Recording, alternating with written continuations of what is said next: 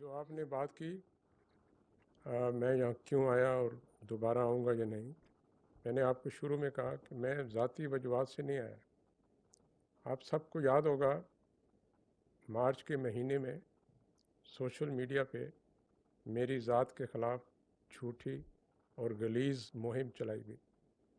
مجھے ایجنسی سے بھی فون آیا جس میں انہوں نے بتایا کہ سر آپ کے خلاف یہ ٹویٹر پہ مہم چل رہی ہے، ہم کیا کریں؟ تو میں نے انہیں بولا کہ جب کسی ٹویٹ کے ری ٹویٹس 8,000 ملین سے بڑھ جائیں پھر مجھے بتائیے گا، اس سے پہلے آپ میری ذات کی فکر نہ کریں، جو آپ کو قوم نے ملک نے فرائض دیے ہیں اس پہ توجہ دیں۔